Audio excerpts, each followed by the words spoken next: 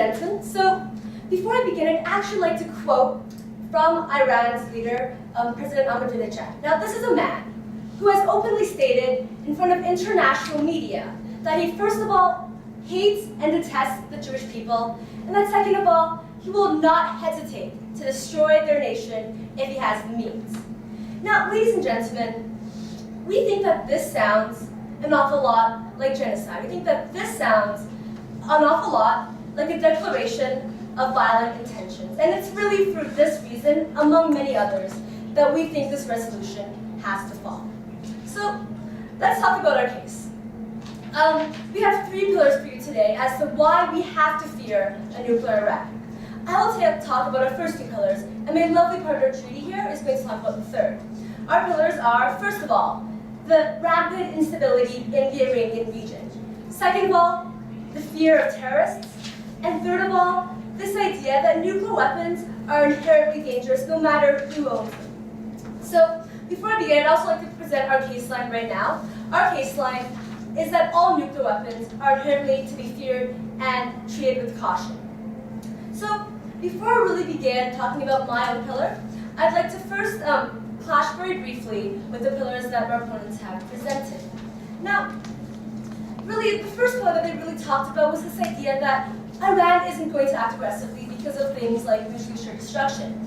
Now, first of all, we think that this is just factually wrong. We see that their leader himself has openly declared that yes, he has very violent tendencies and that he's not going to hesitate to act on those. And second of all, we think that when we look at a third world country like Iran, we can't just look at their government, because quite frankly, we don't think their government is able to completely protect all of their arsenal, all their nuclear arsenals. And I'm going to talk about this later in my pillar. The second argument that they really heard from side proposition is this idea that, we shouldn't really fear an Iran even if they did have nuclear weapons. But we think that all this shows is that our opponents don't really understand the severity of this topic.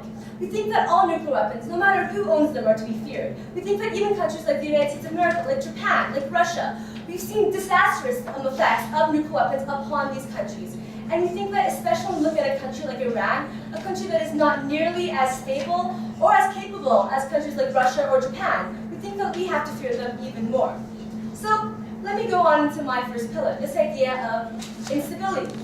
Because quite frankly, Iran is just an incredibly unstable, incredibly incompetent nation. First of all, we see that this is a nation that is clearly hostile towards Western liberal democracy.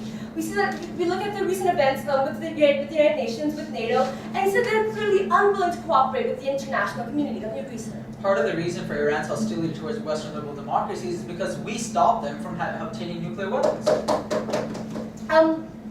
Quite frankly, we don't think that's true. We think that even if we look at Iran before this whole nuclear fiasco, we still see that they have these violent tendencies. Again, I'd like to point out this example with Israel. We see that, quite frankly, these are just people who are incredibly antagonistic in general. We think that, quite frankly, if they were antagonistic, we wouldn't fear them from having nuclear weapons nearly as much. Second of all, so quite frankly, we see that they're unwilling to cooperate on the global stage. And even if we are partly to blame for this, we can't really fault the current political situation. And second of all, as I've already mentioned, we see that the leader has incredibly violent tendencies. We see him publicly professing that he is intending to commit genocide upon these people, and we think that, quite frankly, these are people who have to be feared. But second of all, we can't just look at the government's intentions, because, quite frankly, Iran is just an incompetent nation. We look at their safety standards, which, quite frankly, aren't anywhere near to the standards of the first world. We look at, and also we have to understand, quite frankly, that this is a country that can't even control their own people. This is a country that has very fragile government. So let's look at the recent civil conflict that we've been seeing in Iran for this past decade. We see that this is a country that not only has an incapable government, but also has people who are very angry, and who the government can't fully control. So we think that this is quite dangerous. But most of all, what we think is the most dangerous thing about Iran is that they are very unreliable. And this is especially true when it comes to their nuclear arsenal. Let's look at the recent events that we all know about. These events where we see that the transparency of their nuclear records, of the nuclear arsenal, has clearly fallen off. There is basically no transparency when we look at this country. We think that this not only violates international standards severely, but this also shows that Iran isn't capable of maturely dealing with their nuclear arsenal as are countries like the United States, as are countries like France and China and Russia.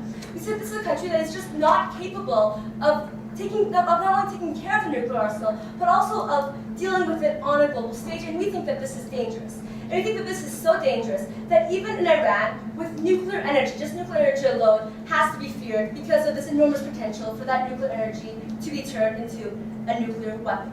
But we don't think that's the only reason to fear Iran. We think that this has to be taken into consideration with the known presence of terrorists in that region.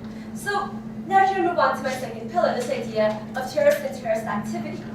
So what we see is that the Middle East, and Iran in particular, has especially been known to harbor terrorists, especially those of the Islam faith, which is known for having very, very hostile views towards Western liberal democracy. Now we know that these are in the region, and second of all, we know that, quite frankly, the government isn't very capable of taking care of their own stocks.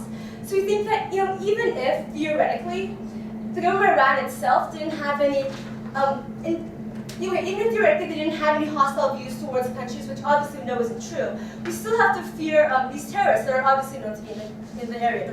Ma'am, I don't think you understand that when we're saying that we would help Iran also get a nuclear weapon, we're also saying that we would help them protect these nuclear weapons from terrorists. Okay, quite frankly, again, I don't think that T-side proposition here understands the severity of nuclear weapons. Now we look at countries like Japan, countries like Russia. Now these countries have very, very tight protection on their security, on their nuclear weapons. These countries have far more advanced technology in countries like Iran than even in these countries. We look at Chernobyl, we look at the recent nuclear meltdowns in Japan. We see that even these very, very mature and very, very meticulous countries have problems with nuclear arms. So, quite frankly, we don't think that you guys understand the severity of our situation. Now, what's important about terrorists is that, unlike what our opponents would like to have you believe, these people don't care about things like mutually assured destruction. For them, the fact that other countries have nuclear weapons isn't a deterrent. We look at things like suicide bombers. We see that, quite frankly, terrorists are known not only for being very, very violent, not only known for being very irrational, but also known for not actually caring about their own safety. We think that if these arms were to fall into the hands of terrorists like these, we can't count on things like deterrence. We can't count on things like mutually assured destruction to prevent hazards from coming upon the entire world. And I think that it's really for these reasons. First of all, that the region is very, very unstable and very, very incompetent. And second of all, the fact that it's known to harbor terrorists. We think that for these reasons, this House really, really has to fear a nuclear Iran.